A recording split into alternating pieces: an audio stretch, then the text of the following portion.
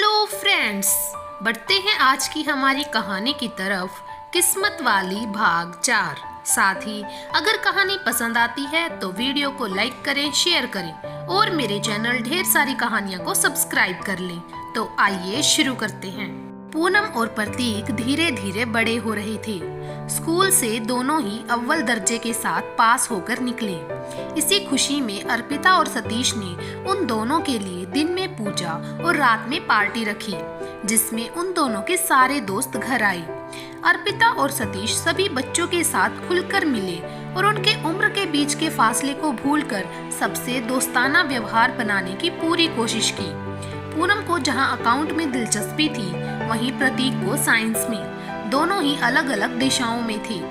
जब भी उन दोनों का झगड़ा होता तो वह दोनों ही कहते, एक साइंस है और एक कॉमर्स, तो हम दोनों की बनेगी कैसे? इसीलिए तो हम दोनों में बिल्कुल नहीं बनती और दोनों लड़ने लग जाते। पूरे घर का माहौल खुशनुमा बना रहता था।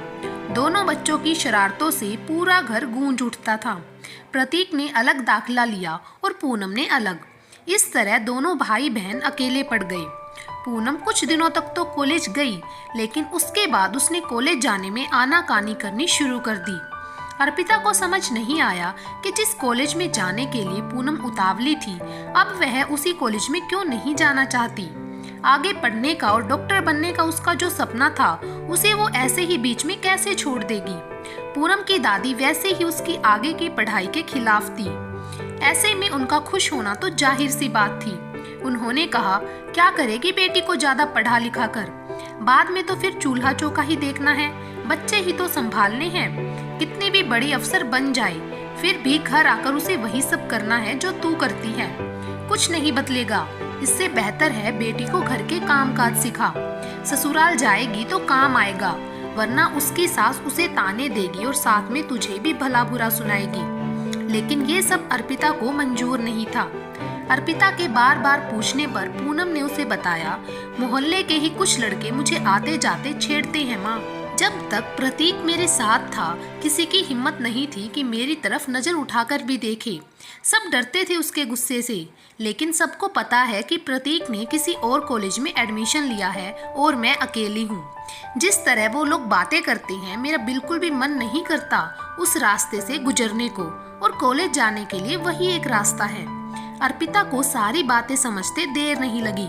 वो अपनी बेटी को इस तरह परेशान होते नहीं देख सकती थी और ना ही उन लड़कों को छोड़ सकती थी।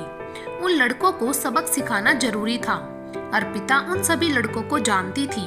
पूनम के घर से निकलने के कुछ देर पहले अर्पिता घर से निकल पड़ी और अपने साथ कुछ औरतों को बहाने से इकट्ठा कर लिया।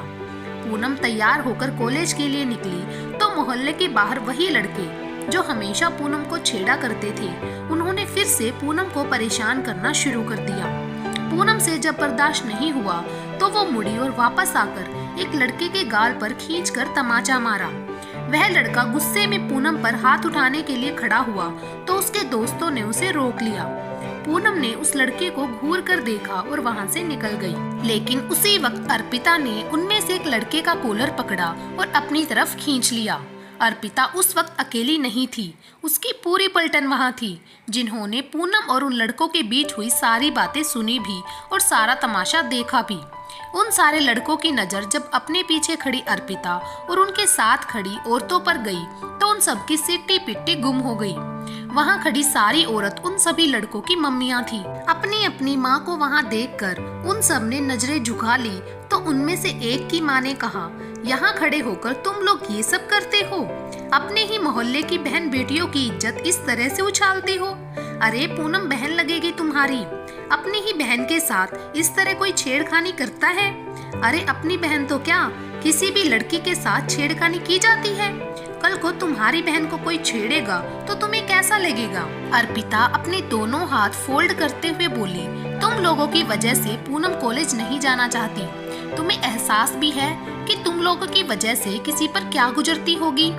यहाँ बात सिर्फ पूनम की नहीं है, यहाँ बात हर एक लड़की के सम्मान की है। क्या तुम कभी अपनी बहन को पलटकर देखते हो? नहीं ना। तो फिर दूसरों की बहन को, दूसरों की बेटियों को इस तरह परेशान करना, भद्दी भद्दी बातें करना क्या तुम्हें अच्छा लगता है? यही आदत रही तो किसी दिन अपनी बहन और दूसरों की बहन में फर्क भूल जाओगे। जैसे तुम्हारी बहन वैसे ही दूसरों की भी बहन। औरतों का सम्मान करना सीखो। तुम सब भी किसी औरत की कोख से ही जन्म लेकर आए हो, और किसी की नहीं तो कम से कम अपनी माँ की इज्जत के खातिर ही सही ऐसी हरकतें करना बंद कर दो जिसकी वजह से तुम्हारी माँ का सर शर्म से झुक जाए। उन लड़कों ने कान पकड़ ली और कहा, सॉरी आंटी, हमें माफ कर दीजिए। आइंदा हम ऐसा कुछ नहीं करेंगे। हम जानते हैं हमने जो किया वो बहुत गलत था और हम खुद पूनम से माफी मांगेंगे। इस तरह अर्पिता ने पूनम को उन गंदे लड़कों से बचा लिया। पूनम की ये वाली परेशानी तो दूर हो गई, लेकिन आने वाली मुसीबत को पूनम का पता मिल चुका था। बाजार में मंदी के कारण सतीश की नौकरी छूट गई, जिस कारण सतीश तनाव में आ गया। घर परिवार में इकलौता कमाने वाला और ऊपर से 2 बच्चों की पढ़ाई की जिम्मेदारी, भविष्य की चिंता में सतीश घुलने लगा था। लेकिन अर्पिता ने उसे संभाला और कहा, जितनी मेहनत आप किसी और के लिए कर रहे थे वो मेहनत अब आप अपने लिए करेंगे। जरूरी तो नहीं कि हर इंसान नौकरी करे। अर्पिता ने कहा, हम खुद का कुछ शुरू करेंगे, कुछ ऐसा जिसकी मार्केट में डिमांड हो। जैसे कि कपड़ों का, उसकी डिमांड कभी खत्म नहीं होती। सीजन के हिसाब से अलग अलग मौसम के अलग अलग कपड़े होते हैं। कुछ पुराने डिजाइन को थोड़ा सा अलग टच दे देने पर वो एक नया डिजाइन बन जाता है। आप मेरी बात समझ रहे हैं ना? सतीश को याद आया कि शादी से पहले अर्पिता को फैशन डिजाइनिंग का शौक था और उसने इस बारे में सतीश से भी बात की थी। लेकिन घर के माहौल और जिम्मेदारियों में अर्पिता के सपने कहीं दब से गए थे। सतीश को अर्पिता की कही बात समझ में भी आ रही थी और उसके सुझाव सही भी लग रहे थे। कुछ सेविंग अर्पिता की और कुछ अपनी लेकर उन दोनों ने ही अपना खुद का बिजनेस शुरू किया। शुरू में थोड़े उतार चढ़ाव देखने के बाद उन दोनों का ही काम चल निकला। अब अर्पिता सतीश की सिर्फ पत्नी ही नहीं बल्कि बिजनेस पार्टनर भी थी। सतीश की माँ घर का माहौल देखकर चिढ़ जाती और कहती, अपनी बीवी को सर पर चढ़ा के रखा है, किसी दिन में तांडव करेगी तब अकल ठिकाने आएगी तेरी। सतीश के पिता कहते, मैंने भी तो तुम्हें सर पे चढ़ा के रखा, इसीलिए तुम मेरे सर पर तांडव करती हो। इतने सालों से मुझे भी तुम्हें अपने कंट्रोल में रखना चाहिए था। सतीश की माँ चिढ़ जाती और अपने कमरे में चली जाती।